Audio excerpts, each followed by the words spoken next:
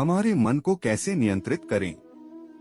मन एक रथ की तरह है और हमारी समस्त इंद्रियां इसके लिए अति चंचल अश्वों की तरह इससे जुड़ी है। मन को नियंत्रित करना है तो पहले इंद्रियों का नियंत्रण जरूरी है।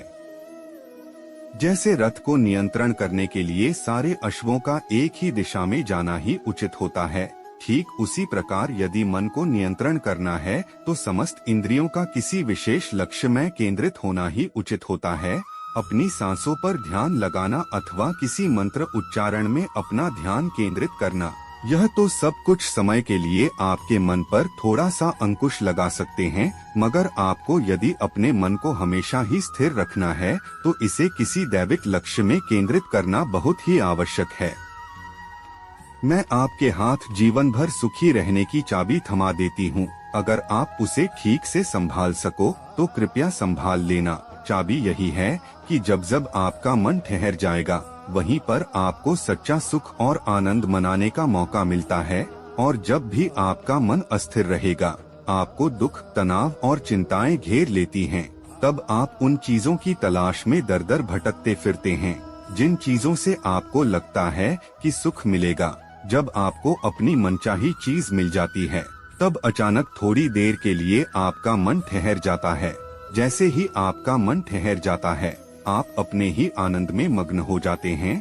थोड़ी देर बाद वह चीज तो वहीं पर पड़ी रह जाती है और आपका मन सुख की तलाश। मन की शांति का सबसे सरलतम उपाय। भाग 1। मेरे प्यारे दोस्तों, हमें अपने जीवन में भले ही कितनी उपलब्धियां, धन, ऐश्वर्य और सुख संसाधन मिल जाएं, परंतु यदि मन की शांति नहीं मिली तो सब व्यर्थ प्रतीत होता है। मन की शांति आखिर है क्या और हमारे जीवन में इसकी उपलब्धि कैसे हो?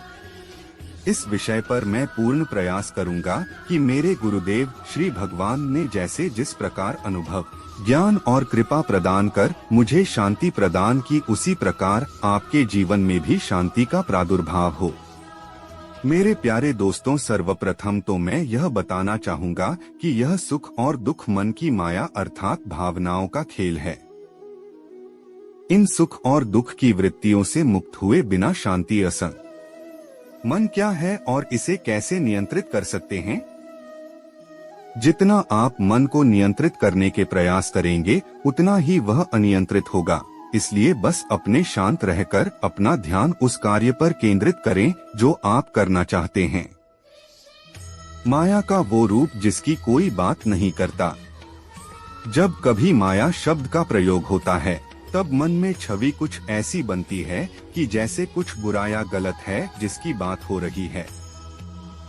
हम ये भूल ही जाते हैं कि माया तो एक वास्तविकता है। सही या गलत तो वो संबंध है जो हमने माया के साथ स्थापित किया है।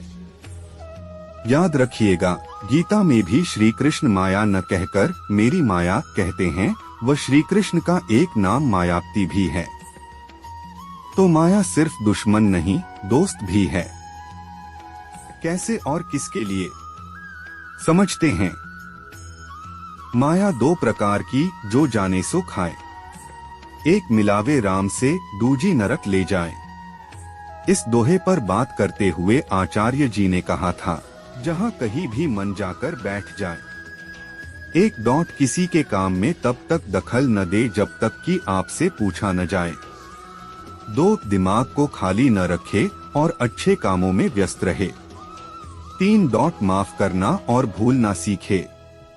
4, माहौल को बदलना बस में न हो तो अपने आप को माहौल के हिसाब से ढालने की कोशिश करे। 5, ऐसा कोई काम न करे जिसके लिए आपको बाद में पछतावा हो। मैं आशा करता हूँ कि आपको यह मेरी पोस्ट पसंद आई होगी। हमारे मन को कैसे नियंत्रित करें? सवाल, हमारे मन को कैसे नियंत्रित करें? मन बहुत चंचल है, वह कल्पनाशील है, इसलिए स्थिर नहीं रहता। परंतु अच्छी बात यह है कि यह नियंत्रित किया जा सकता है इच्छा शक्ति, तकनीक व प्रयास से। मन को अपने बच्चों की तरह समझें। हम बच्चों से प्यार करते हैं। जिस तरह बच्चे शैतान व सीधे दोनों तरह होते हैं, इसलिए उनके भविष्य की खातिर हम उनकी शैतानी को नियंत्रित करने के लिए सिर्फ लाड़ ही नहीं करते हैं, पर डांटते फटकारते भी हैं, कठोर भी रहते हैं। उसी प्रकार मन भी हमारा बच्चा है। मन में भी ईश्वरीय यानी इंसानी व शैतानी दोनों प्रवृत्तियां होती है।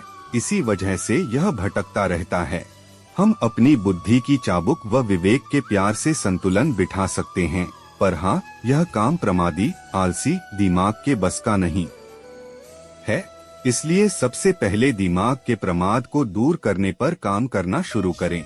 सब्जेक्टिव बात सिर्फ विषय की जानकारी के लिए करें, मनोरंजन या टाइम पास के लिए नहीं। पढ़ने की आदत डालें, स्मरण रहे सिर्फ वही नहीं पढ़े जो मन को अच्छा लगता है, वह भी पढ़े जो हमारे लिए अच्छा है, भले ही रुचिकर नहीं हो। जैसे मन न होने पर भी हम स्कूल जाते थे, होमवर्क करते थे, ऑफिस जाते हैं, आदि आदि। एक्सरसाइज करें। सबसे ज्यादा व अनिवार्य चीज है प्राणायाम। शुरुआत अनुलोम विलोम या नाड़ी शोधन प्राणायाम से करें। शुरुआत 10 सेकंड से करें, पर हल हाल में कम से कम 15 मिनट तक की सीमा बढ़ाएं। मन के विरुद्ध जोर जबरदस्ती करना पड़े तो करो। याद रखें, आपके पास इसके अलावा अन्य कोई विकल्प नहीं है। मन लगाने के परंपरागत तरीके जैसे मनोरंजन, गॉसिप, फिल्म, सिनेमा आदि दवाई नहीं है। भोग है, भोग के लिए पूरा दिन पड़ा है। दवाई समय पर लें। जब पढ़ने की आदत पड़ जाएगी तो अपने आप ढूंढ ढूंढ कर अन्य तरीके खुद जान जाएंगे। शुरू करें, आज से नहीं, अभी।